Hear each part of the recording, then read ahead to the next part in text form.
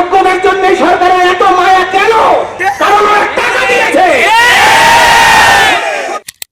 আদিবাসী তপশিলি মুসলমান ঘরে সন্তানরা পড়ে, বড় লোকের বাবুদের ছেলেরা ইংলিশ মিডিয়ামে পড়ে। আমাদের একটা কথা বলি, জন্মেছি যখন চলে যাব একদিন, ভয়ের কিছু নেই, দুর্নীতির বিরুদ্ধে লড়ে যান ভাই। আমরা এক বুক আশা নিয়ে এই সরকার পরিবর্তন করেছিলাম, কর্মসংস্থান হবে, শিল্প কলকারখানা হবে, মুসলমান, আদিবাসী, তপশিলি, নবশূদ্র, রাজবংশী, পিছিয়ে পড়া সমাজের ঘরে চাকরি হবে, স্থায়ী দুর্নীতিমুক্ত চাকরি হবে। কিন্তু কি দেখছেন, কেন আপনারা পথে? আমরা সবাই অধিকার বঞ্চিত শোষিত সমাজের মানুষ। আমরা এসএসসি 2016 প্যানেলের আমি একজন যোগ্য শিক্ষক। 17 রকমের দুর্নীতি হয়েছে, আপনারা টিভি মিডিয়ায় শুনেছেন, তার কোথাও আমার নাম নেই, আমাদের নাম নেই। অথচ রাজ্য সরকারের ভুলে কোর্ট মনিটরিং সিবিআই তদন্ত হয়েছে, যেখানে অযোগ্য পাওয়া গেছে। বাকিরা যোগ্য নয় কেন? এর দায় কার? এই অ্যাকাউন্টেবিলিটি কার? আজকে আমাদের চাকরি চলে গেছে, আজকে আমরা যতটা ব্যথিত তার থেকে ব্যথিত আমার মায়েরা, আম্মারা, খালারা, যারা আমাদের পরিবার পরিজন। সুতরাং আপনাদের কাছে আমার একটাই অনুরোধ, আজকে এই যে আপনারা সংগঠিত হয়েছেন, এভাবে আরো সংগঠিত হন। আর সরকার সবসময় ডিভাইডেশন করার চেষ্টা করে। এখানে আমার অনেক ছোট বয়সী, আমার বড় বয়সী রয়েছে। আমরা যখন কলেজে পড়েছি, আমাদের বন্ধু ছিল সুলতান, ফাতমা, কত। আমি যে স্কুলে শিক্ষকতা করি, তার 100% মুসলমান ছাত্রছাত্রী পড়ে। সুতরাং এই যে ডিভাইডেশন করার চক্রান্ত, এটা আপনারা কখনোই মানবেন না।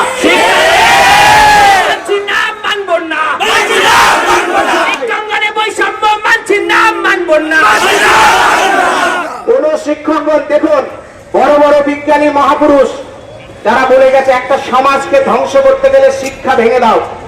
আপনারা এই দাবিতে এখন কর্মসংস্থানের দাবি, শিক্ষাঙ্গনে যাতে শিক্ষার পরিবেশ থাকে। ওবিসি আজকে সমস্যা কেন হবে? কেন হবে? কেন মুসলমান ঘরে ছেলেরা? এটা বললে আবার বলবে পলিটিক্স। কোনো পলিটিক্স নয়। এদেশের যে মানুষ, যে জনগণ, যে ছেলেটা, যে ছাত্রটা জন্মগ্রহণ করলো, শিক্ষা অর্জন করলো, কেন একটা স্থায়ী চাকরি পাবে বলে। চাকরি কেন দেওয়া হবে না? বিশ্ববিদ্যালয় বা কলেজ, সেখানে ছাত্র ভর্তি হচ্ছে না। 9.5 লক্ষ ভর্তি হওয়ার কথা, 4.5 লক্ষ হয়েছে। কেন হবে? এ রাজ্যে শিল্প কলকারখানা নেই, কর্মসংস্থান নেই। সুতরাং আপনাদের মাঝে আমি এসেছি, আপনারা আমাকে সুযোগ দিয়েছেন। আপনাদের প্রত্যেককে আমার অন্তর থেকে সালাম জানাই। আপনারা আমার সালাম গ্রহণ করুন। আপনারা লড়াইয়ে থাকুন। রাজ্য সরকারের সংগঠিত দুর্নীতির বিরুদ্ধে আপোষহীন ধারার লড়াইয়ে থাকুন। আমরা এখন একটা পরীক্ষা হয়েছে, এই পরীক্ষায় সুপ্রিম কোর্ট বলেছে কোনো অযোগ্য বসানো যাবে না। আজকে মহামান্য কলকাতা হাইকোর্টে শুনানি হয়েছে, বলছে আমরা অযোগ্য, ওর ডিজেবল আছে। তাহলে অযোগ্যদের জন্য সরকারের এত মায়া কেন? কারণ ওরা টাকা দিয়েছে। বাংলার, গ্রাম বাংলার যে সাধারণ বিদ্যালয়গুলো কারা পড়ে? গরিব দুঃখী মেহনতি সাধারণ আদিবাসী তপশিলি মুসলমান ঘরে সন্তানরা পড়ে, বড় লোকের বাবুদের ছেলেরা ইংলিশ মিডিয়ামে পড়ে। সেই ঘরের সন্তানদের শিক্ষা চুরি করার চক্রান্ত করছে এই রাজ্য সরকার। আমাদের ডিভাইডেশন করে দেওয়ার চেষ্টা চলছে, আপনারা পা দেবেন না। নিজেদের যে দাবি, আপনাদের 15 দফা দাবি ভাই বলছিলেন, আমি খুব কৃতজ্ঞতা জানাই। আপনারা এইরকম লড়াই, আপনাদের লড়াইকে সরকার ভয় পেয়েছে। ভয় পেয়েছিলাম। আপনাদের বলি, আপনারা যদি চোয়ালটা শক্ত করে এই রাজ্য সরকারের দুর্নীতির বিরুদ্ধে লড়তে পারেন, আপনাদের যে দাবি, সমস্ত দাবি মিটে যাবে।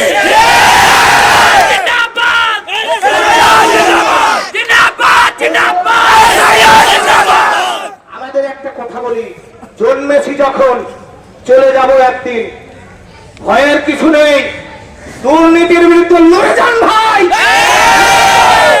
নিজেদের সমাজের সন্তানের ভবিষ্যৎটা সুরক্ষিত করার জন্য জীবন বাজি রেখে লড়ে যান।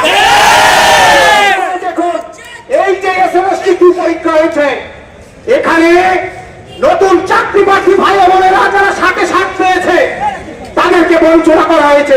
22 স্টেট 23 স্টেট আবার প্রাইমারি গ্রুপ ডি, এই যে ওবিসি সমস্যা, এই সমস্ত ক্ষেত্রে কিন্তু রয়েছে রাজ্য সরকারের সদিচ্ছার অভাব।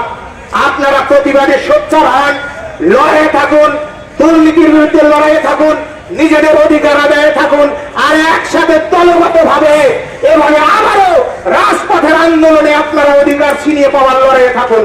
সকলকে আমার অন্তঃস্থল থেকে সালাম নিবেদন করে আমি আমার সংক্ষিপ্ত বক্তব্য শেষ করছি। জয় হিন্দ, সবাই ভালো থাকুন।